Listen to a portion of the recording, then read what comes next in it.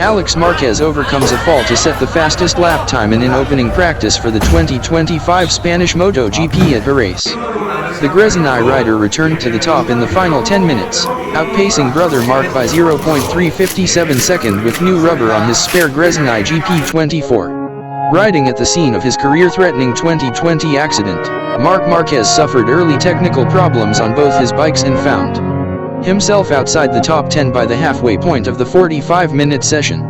However, the World Championship leader rebounded in style, vaulting to the top of the timesheets before Alex retaliated. Yamaha's Fabio Quartararo and Tech3 KTM's Maverick Viñales, who lost a podium in Qatar to a tire pressure penalty, joined Honda's Joan Mir and Primac's Jack Miller in a competitive top 6 comprising all 5 different brands.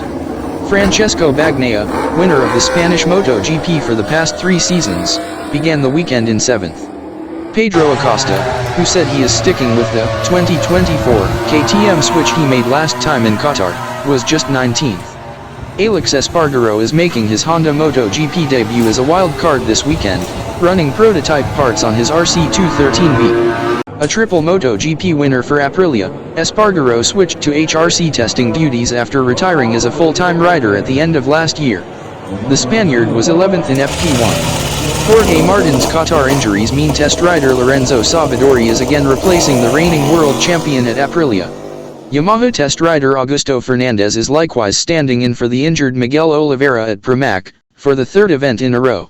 The first official in-season MotoGP test of the 2025 season takes place at Jerez on Monday.